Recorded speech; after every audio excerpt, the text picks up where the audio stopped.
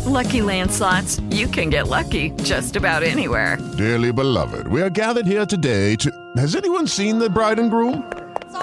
Sorry, we're here. We were getting lucky in the limo and we lost track of time. No, Lucky Land Casino, with cash prizes that add up quicker than a guest registry. In that case, I pronounce you lucky. Play for free at LuckyLandSlots.com. Daily bonuses are waiting. No purchase necessary. Void where prohibited by law. 18+. Terms and conditions apply. See website for details.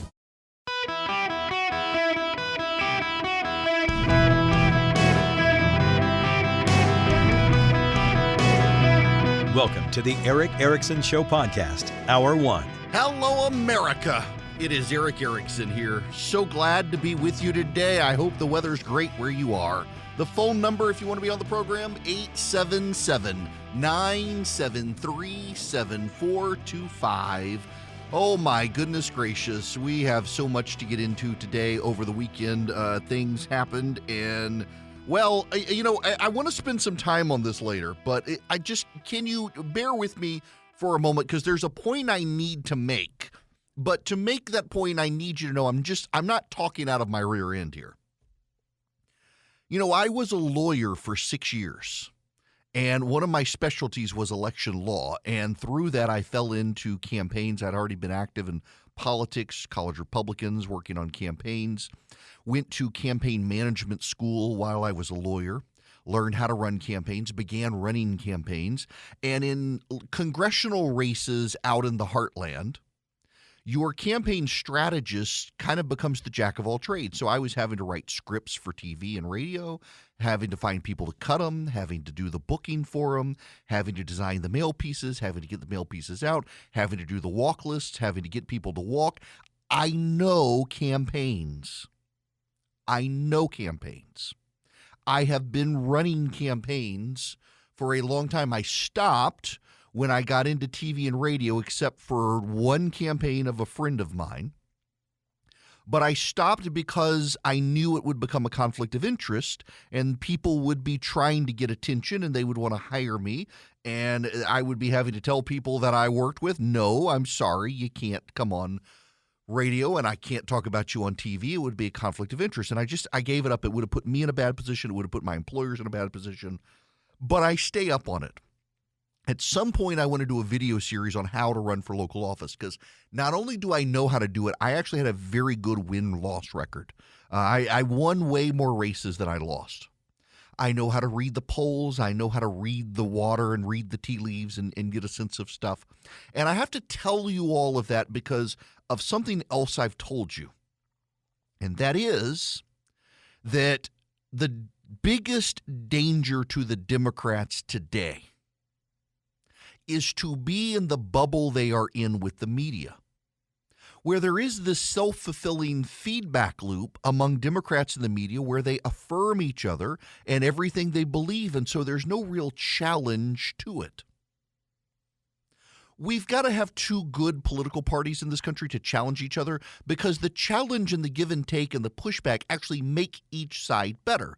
There's a reason monopolies over time tend to collapse and get sclerotic and don't innovate. It's because without any healthy competition, they don't have to innovate. They don't have to improve. And we see this with political parties as well. We see this in California, where there's no real duopoly there. There's just the Democratic monopoly. The state has collapsed. In Georgia, you see Democrats and Republicans both on their A game this year. The GOP now has actually a competitive threat. They've got to stay in charge. Same thing happening in Florida with Ron DeSantis. You see him on his A game. By the way, NBC News today is reporting Hispanics are breaking decisively towards Ron DeSantis in Florida. And by the way, Hispanic voters in Florida overwhelmingly okay with his Martha's Vineyard effort, and the media told us that was not so, and Hispanic voters would hate it. Nope. Turns out Hispanic voters in Florida, where DeSantis is on the ballot, are okay with it. I tell you all of this as the lead up to the important point, the point you must inwardly digest and mark. For the last several months, the media has pushed a Democratic narrative, and it goes something like this. Republicans, We'll take away your right to an abortion. And look at all the good Democrats have done. Democrats under Joe Biden, with a Democratic-controlled Congress, had one of the most productive Congresses ever. Never mind, it really wasn't. It was spun by the reporters, not just the Democratic partisans, but by the reporters as being highly productive. They got bipartisan infrastructure done. They got the CHIPS Act passed. They got Build Back Better passed as the Inflation Reduction Act. They were able to pass meaningful legislation on climate change through the Inflation Reduction Act. They were able to get the largest COVID stimulus package, kept Americans from falling through the cracks during COVID. And the media attributed the Democratic bounce to that in the polling, except there's a problem. If you've listened to this program, you've understood the problem. But the media and the Democrats in their bubble and feedback loop totally missed it, and so they totally misdiagnosed it. And so here, 15 days from the election, doom is upon them and they don't know what to do. There hasn't been a Democratic bounce. I know you think there has been a Democratic bounce over August, September, but it's not really a Democratic bounce so much as it's Republicans cratered. Maybe it was a dead cat bounce for the Democrats. You know, a dead cat falling bounces.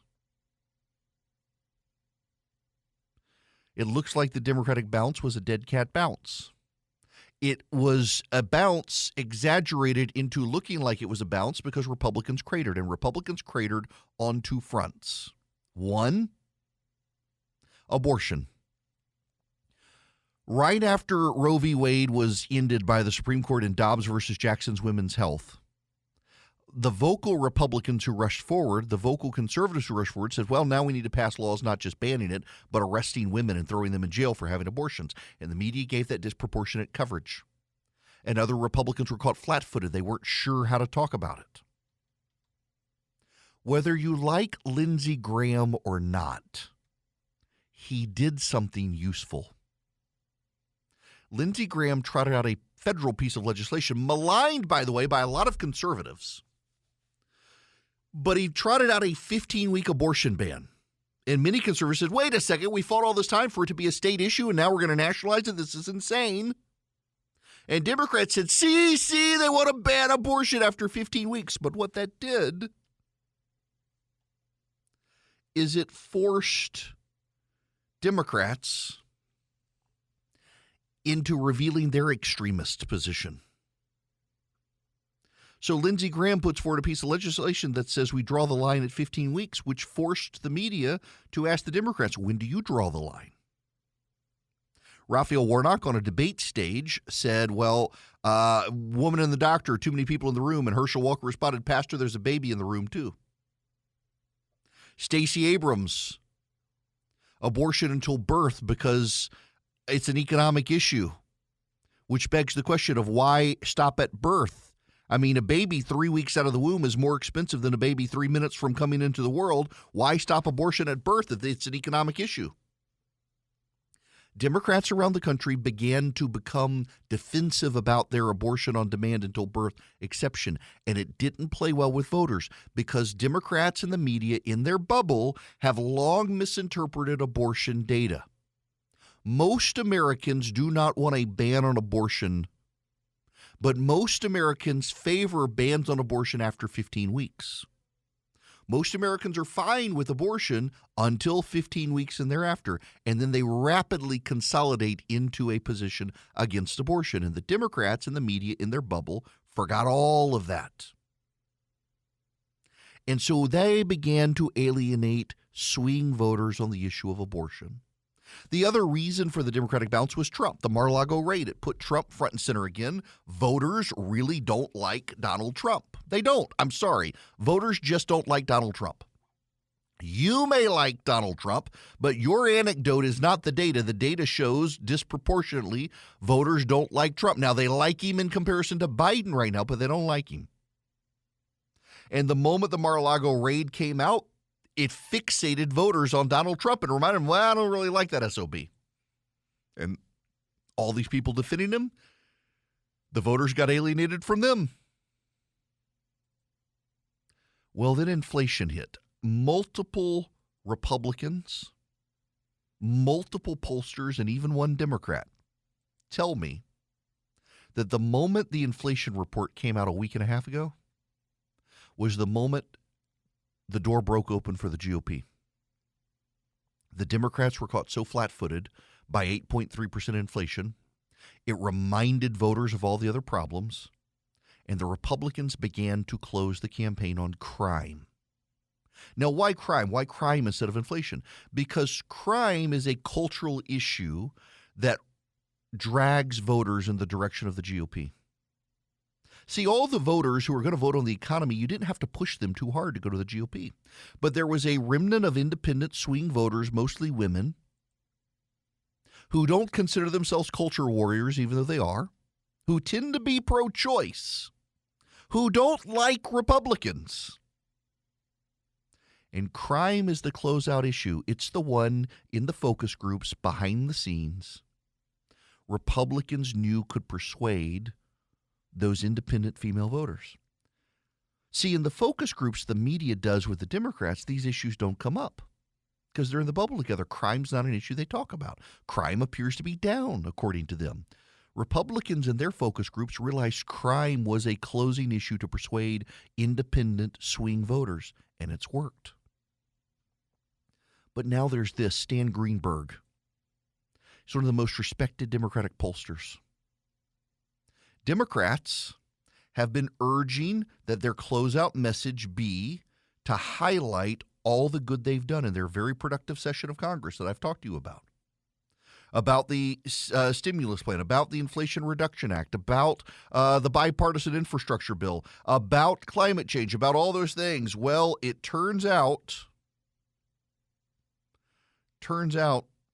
those are the least popular messages possible. This is from Stan Greenberg in Politico Playbook. In memos, private conversations, and interviews, Greenberg has been imploring the party to, let's put this bluntly, shut the hell up about all the work it's done. It's not that voters don't care. He says voters actively turn against Democrats when they hear it. It's our worst performing message, Greenberg told West Wing Playbook. I've tested it. I did Biden's exact words, his exact speech, and that's the test where we lost all our leads. It says to the voters that this election is about my accomplishments as a leader and not the challenges that you're experiencing. It's a tone-deaf message inside a bubble. And there's no one in the media to correct the Democrats on it because the media have been pushing this as well. How many times in the last 3 months have you heard the media say the Democrats had a highly successful legislative year in Congress? They got so much done to their credit. Turns out that alienates the voters. Why? Because the voters don't feel like any of that successful legislating has improved their lives. And so to the voters, it comes off as, you should thank us. And voters do not want to thank elected officials for anything, particularly when inflation is high and crime is on the rise.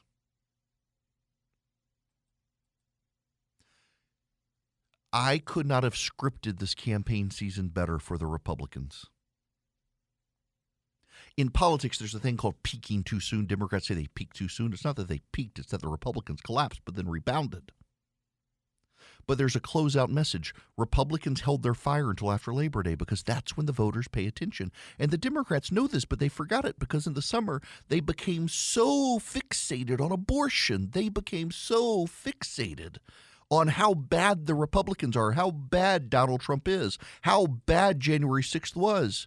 And they ran it, and they saturated the airways. They saturated the markets. They saturated people's minds.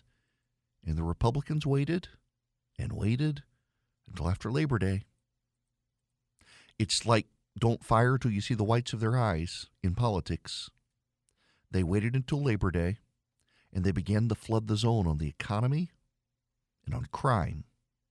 And the Democratic message was already so supersaturated, it allowed a new message to penetrate the American psyche. and that worked to the Republicans' benefit. It's how you run campaigns. I've said repeatedly, and I want to say it again. I want to ask, how did the Democrats get so bad at this? Let's pause and just talk about what's going on in the country for a moment. We got sky-high inflation. We got runaway government spending. Trust in Washington is completely eroded. When government is this dysfunctional, you got to change the course of the country. You know you have to. That's why I'm excited about the work Americans for Prosperity is doing. They're focused on policy solutions that actually improve people's lives, unlike so many in D.C. who just want to play political football and have power. Americans for Prosperity doesn't just come up with solutions. They act on those solutions. They have the largest network of community activists in the country. They are out there every day talking to millions of their fellow Americans. If you're interested in seeing how you can get started with Americans for Prosperity in your community, visit americansforprosperity.org/Eric today. That's americansforprosperity.org/Eric, ERICK. Listen, I got to have the attention of particularly those of you in the Southeast. This is kind of important. On Friday night, starting at 5 p.m., I am doing a gathering in Kennesaw, Georgia, the Governor's Gun Club, largest indoor skeet shooting facility. You can come check out the range. They've got everything there for you. You don't have to bring anything. We'll have bourbon. You don't have to drink, though. There's a VIP ticket. You can come early, hang out with me, sample some bourbons, try the range. If you're drinking, you can't shoot at the same time, but they'll give you a voucher to come back so you don't have to pay again. And then if you just want a general admission ticket, come on to the event. Hang out with me, Rich McCormick, future member of Congress, Cody Hall from Governor Kemp's campaign. I will be providing you some of the insights to some briefings I've had while I was in Washington and some other inside knowledge. I'm doing one of those things where I'm saving some insider scoops for you guys on Friday and what to see in the last week of the campaign. We will be only slightly more than 7 days out from the election. If you want to come, text the word bourbon, BOURBON, to 33777. I will send you a link back almost immediately to the ticket portal. Buy a ticket. VIP tickets come early. General admission come just for the speaking. Come hang out with me, and you will get some of the insider knowledge. I give some on radio. I've been saving some just for this event on Friday. It's going to be fun. Now, there's a story, and I got to do this because I caught it over the weekend. I'm kind of just gobsmacked by this. Joe Biden glitched. On television, Joe Biden glitched. I'm going to play you the audio. He was in an interview with Jonathan Capehart, who's a liberal columnist. It ran on MSNBC, and Joe Biden glitched, so much so that Capehart recognized Joe Biden was glitching and audibly intervened to try to reset the buffer on Joe Biden. And it was so noticeable that Joy Reid, who played the clip, then interviewed Capehart afterwards and went like 5 octaves higher, more shrill than she normally is, trying to wave away the glitch as if it was intentional by design and no big deal. It was striking that even Joy Reid knew he was glitching and had to make a big deal about explaining it to pretend it wasn't, and nobody in the media is talking about this. This is unedited, y'all. I have not made that formal decision, but it's my intention. My intention to run again. And we have time to make that decision. Dr. Biden is for it. Mr. President. Oh. Dr. Biden thinks that, my wife thinks that we're doing something very important and that I shouldn't walk away from it. Joseph R. Biden, President of the United States, thank you very much. Thank you, Jonathan. Joining me now from Dover, Delaware, is Jonathan Capehart, host of The Sunday Show on MSNBC, and Michael Beschloss, NBC News presidential historian. And Jonathan, I had to laugh at the back because Joseph Robinette Biden was not going to really tell us what Dr. Biden really thinks about whether he should run for president. That was a very diplomatic. Listen to Joy Reid there. They're very diplomatic. No. He literally glitched on live television, like his head nods down like he's fallen asleep, and he starts kind of bobbing his head. And Jonathan Capehart, Mr. President, and then he says, Dr. Biden, what thinks? When Donald Trump gingerly walked down a ramp at West Point, MSNBC spent multiple days on it. CNN spent time on it. The New York Times and the Washington Post and USA Today all ran front page stories about it. Joe Biden just glitched live on television for everyone to see, and the media acts like it's no big deal. Don't pay attention to your lying eyes. It's phenomenal how state-run media operates these days. When you're ready to hop into a soft, cozy bed, your sheets make a big difference. Boll & Branch sheets use only the best 100% organic cotton threads on earth for superior softness that only gets more luxurious with every wash. I know, because I sleep in Boll & Branch sheets. And let me tell you, they start off like your standard bed sheet, and you're thinking, what's the big deal? Well, wash them. You see the difference. Wash them again. You feel the difference more and more. They get softer over time, and they've got the perfect weight. They've got that weight in the summertime where you feel like substantively there's something on you, but yet you're not sweating to death. And in the wintertime, it's just the perfect snug fit for the Boll & Branch sheets. They focus on thread quality, not quantity, although the quality and the quantity both are fantastic. Now, they got over 25,000 rave customer reviews made from the highest quality threads you can get. Boll & Branch signature sheets come in 9 colors. They fit all mattress sizes. You will feel the difference. And again, you got a 30-night risk-free trial with free shipping and returns. What do you have to lose? Try them. Keep washing them. They get softer and softer. Go to Boll & Branch, BOLLAND branch.com. Use promo code ERIC. You'll get 20% off your first set of sheets and free shipping with the promo code ERIC, my name, at bollandbranch.com. Again, BOLLAND branch.com. The promo code ERIC, ERICK. Hello there. It is Eric Erickson here. The phone number is 877-973-7425. I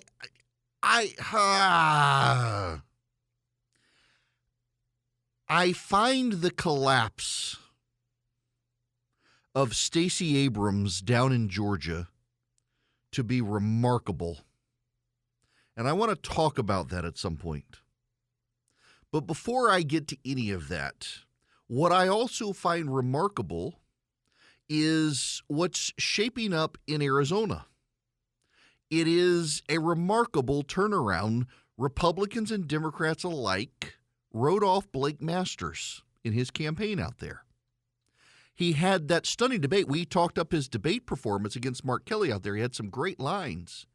And the polling in the last month after that debate performance, where you could see him on stage as himself and not as the media said he was, it's just remarkable turnaround. That race is now tied in Arizona. And Blake Masters, I think, is going to win, and the GOP may get 53 seats. And it just so happens that Blake Masters, the Republican candidate for the Senate in Arizona, is joining me by phone. Blake, how are you? Eric, doing great. Thank you for having me on. I got to tell you, your debate performance against Mark Kelly, we played multiple clips of it on the show after that happened. The lack of do nothing from him, the water crisis in Arizona he doesn't seem to be invested in, which my wife and I, we love to take our kids out to Arizona, and it's remarkable the signs we see all the time, even in the hotels, to be mindful of water usage and stuff. It's a problem that he's done absolutely nothing on. And that debate, all of a sudden, it's like a switch flips out there, and the media caricatures of you as they've savaged you to protect Mark Kelly. So they're like, oh, this guy is nothing like what the media thought. And you're off to the races and now a tied race. That's right. We've got the momentum. I think that debate was an inflection point. I honestly, I knew Mark Kelly was going to struggle because his record is horrible, right? He likes to pretend to be some kind of moderate, some kind of independent. He's nothing of the kind. That's campaign Kelly. D.C. Mark Kelly just votes however Chuck Schumer tells him to. He votes in lockstep for Joe Biden's agenda. Hasn't worked, of course. We've got open borders, double-digit inflation, rising crime. The world is a mess because of Joe Biden and his agenda. So I knew Mark Kelly would struggle to defend this indefensible agenda, although I got to confess, I didn't think he'd be that bad. I thought he might have prepared a little bit. And so I think, look, he had to lie. They have to lie about me. The media wants me to lose. Mark Kelly, with all his massive war chest, they lie about me. They lie about his record. I have the luxury of only needing to tell the truth.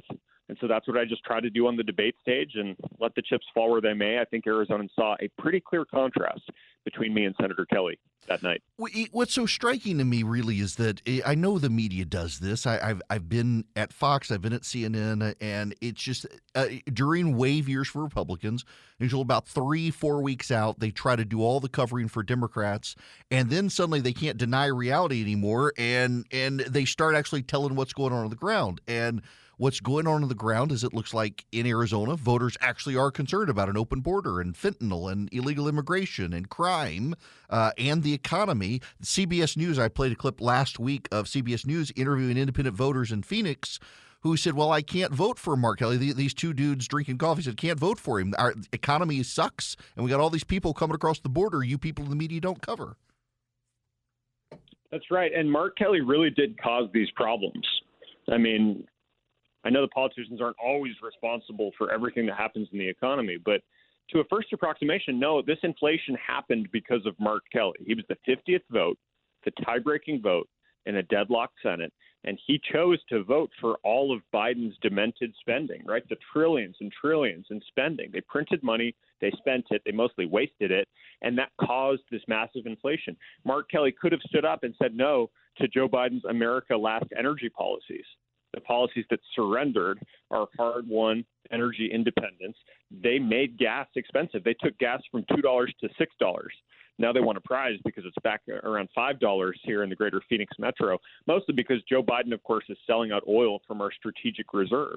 But Mark Kelly, he could have been like Senator Sinema, actually. At least she, God bless her, she told Schumer to go pound sand on the Build Back Better bill. If you think inflation is bad now, imagine how much worse it would be if the Dems got to spend another $3.3 trillion.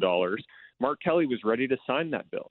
He was ready to vote for it. So he's just a rubber stamp for Joe Biden. He caused this inflation. Certainly he failed to prevent it. And that alone means he should lose his job this November. Now, let's talk more directly about you and the issues you're running on. And obviously it's Mark Kelly and it's Joe Biden. What issues strike you as like me being in Georgia might not realize they're an issue, but to Arizonans, like water, for example, what issues out there really have Arizona voters worked up? The first thing that comes to mind is the border.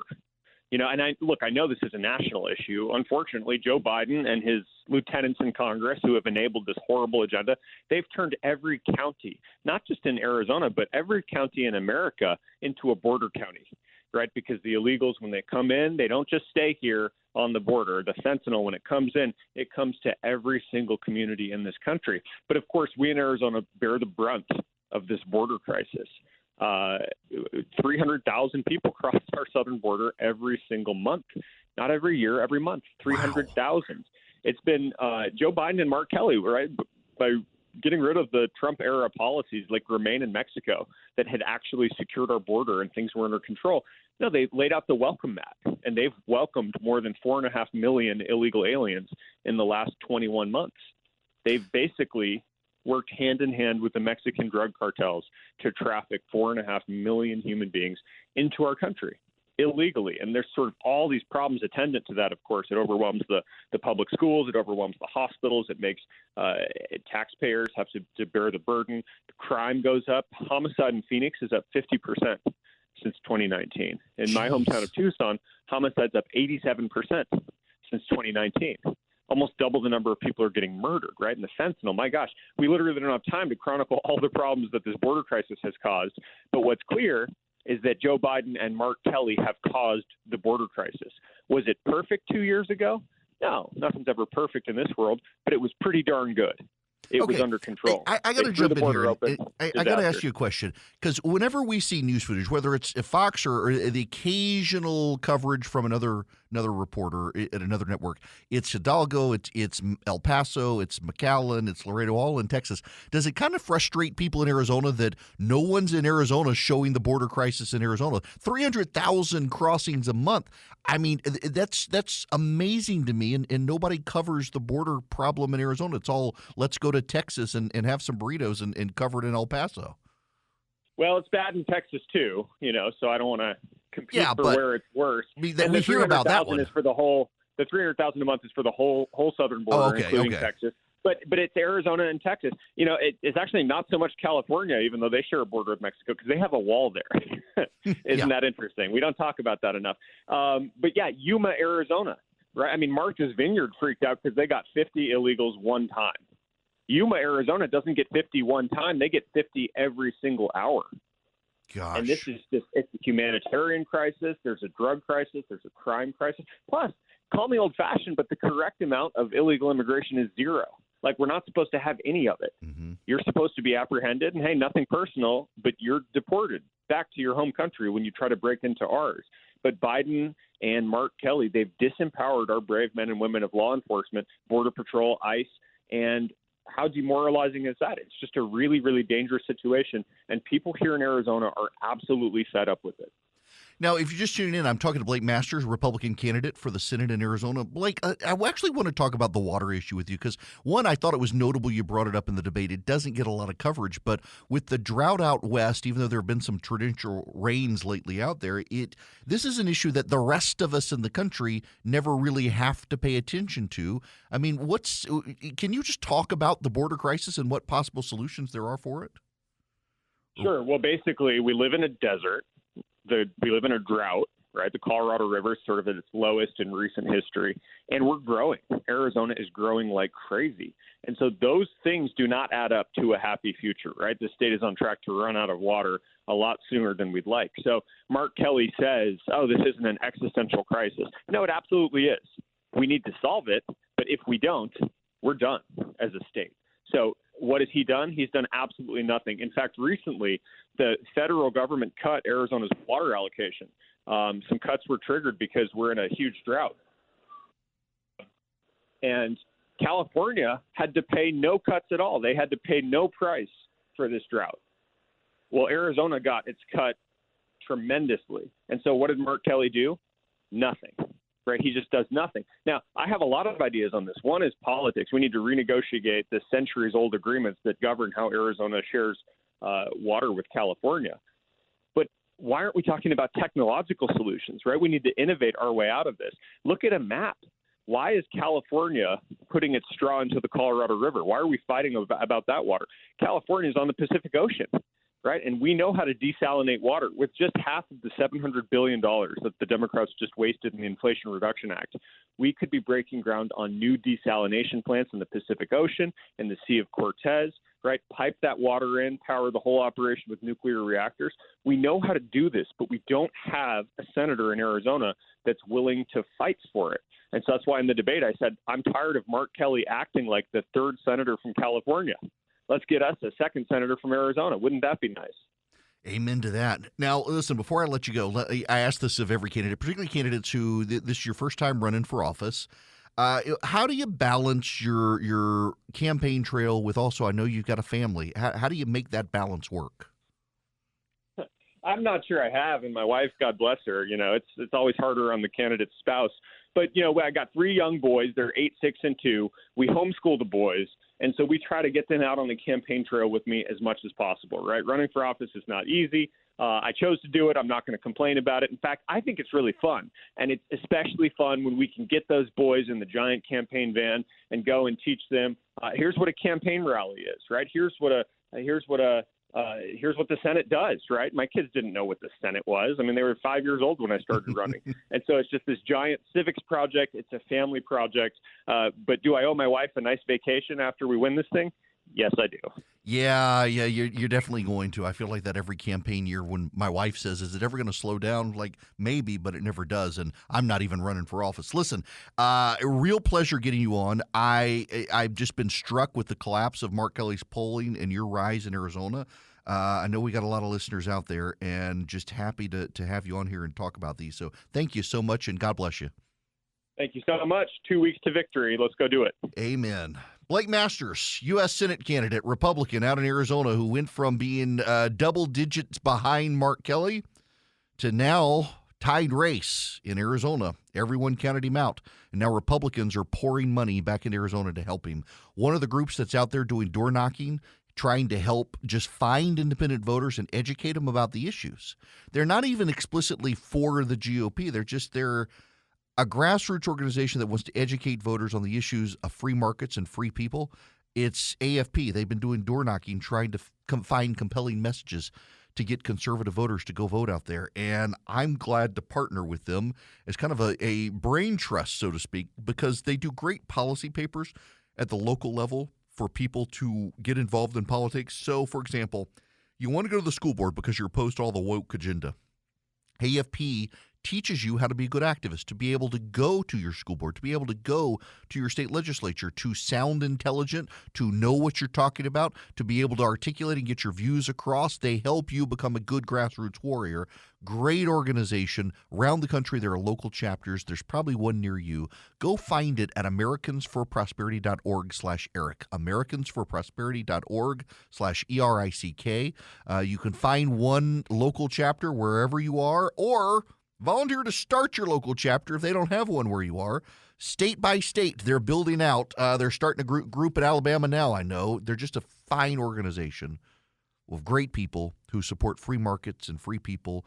They haven't gone wobbly, as so many people have kind of lost their minds in the last few years. They have always focused on free markets and free people, and that's why I'm delighted to partner with them. As the voice said, you should text SHOW to 33777. Click that bottom link to the show notes and subscribe. You're missing a lot of information in these last 2 weeks of the election. Now, I want to take a phone call. Mark, you're going to be up first today. Welcome to the show, Mark. Hi, Eric. Thanks. I just told you call screen earlier that I was listening to CNBC this morning. I heard Joe Scarborough. I didn't hear the entire conversation, but talking about the election in Georgia and that he should have read the entire law before commenting, and that talking about the record turnout we have in Georgia. And he's also talking about the fact that it's easier to vote in Georgia than it is in New York. And I thought I found that fairly interesting. Yeah, that's actually made a lot of buzz. And Stacey Abrams actually had a press call with members of the media to push back on his statement shortly, just a short time ago, saying that essentially she's making an unfalsifiable argument, saying just because we're having an increase in voting doesn't mean voters aren't being suppressed. The law still suppresses people. This is what my kids take a logic class. They go to a classical Christian school where you learn Latin and you have to take a logic class. And unfalsifiable arguments are arguments of poor logic designed to bypass having to win an argument. You just say that just because more voters are voting doesn't mean there's suppression. Well, show me the suppression. And they can't. They can't show the suppression. They've trotted out two people with claims of voter suppression, and clearly the people just didn't know what they were supposed to do. When you have this big surge, it matters. By the way, my buddy Jake Walker is doing the turnout modeling in Georgia for the early vote. Republicans are really enthusiastic about what they're seeing. Multiple Republicans are telling me by Wednesday they will have a sense of whether Walker wins outright or will need a runoff. That's how excited they are by the turnout they're seeing in Georgia. In Florida, the turnout for Ron DeSantis is through the roof. In Ohio, what's taking shape there is a massive surge for J.D. Vance at the end. The Republicans who are voting for DeWine there for re-election are coming home to J.D. Vance at the end. And everywhere Republicans are encouraged by early voting. Now, if you come to the gun range event on Friday night in Kennesaw, Georgia, wherever you are, those of you up on WRGA up in Rome, you're more than welcome. Those of you on WGAU up in Athens, you're more than welcome. All of you listening are more than welcome to come to Kennesaw, hang out with me, and I will give you the inside scoop. By Friday evening, we will have a sense, can Herschel Walker win without a runoff based on the early voting numbers? I will give you the skinny on what I know. We'll have it by Friday evening for sure. The data analysis will be run. Text Bourbon to 33777. Come get the insider knowledge. You're not even going to be able to get here on the radio program before that weekend because we're not going to have the data until late in the day. But I'll have a good sense for you of where it's shaping up. And right now it actually looks good. So I've got an affiliate out in Greene County, Georgia. That's Lake Oconee. And the numbers out there, Republican voting in Greene County is over 100% of where it was in 2020. Now, why that matters is because that's a very Republican part of the state, well-to-do. I was out doing an event in Morgan and Greene County, Georgia. I've seen more Herschel Walker signs out there than anywhere else in the state combined. And they're turning out. They've already exceeded their 2020 turnout. In the North Georgia sector that is massive Republican numbers in Georgia, some of those counties are already in excess of 100% of their turnout. Others are above 90% of their turnout this time 2020. Those are really encouraging signs for the Republicans that some of these counties have already exceeded their 2020 early voting turnout. So much for voter suppression. Abrams is falling apart. When we come back, I actually want to break down some of the races. Florida, Ohio, Georgia, states presumed to be purple. They're not very purple this year. The data coming in is tremendous, including in Florida. A Democratic legislator is complaining that the Democratic legislator's son is going to vote for Ron DeSantis because he credits DeSantis with saving the guy's business. Hello, it is Ryan, and I was on a flight the other day playing one of my favorite social spin slot games on ChumbaCasino.com. I looked over at the person sitting next to me, and you know what they were doing? They were also playing Chumba Casino. Coincidence? I think not. Everybody's loving having fun with it. Chumba Casino is home to hundreds of casino-style games that you can play for free anytime, anywhere, even at 30,000 feet. So sign up now at ChumbaCasino.com to claim your free welcome bonus. That's ChumbaCasino.com and live the Chumba life. No purchase necessary. VGW. Void where prohibited by law. See terms and conditions. 18+.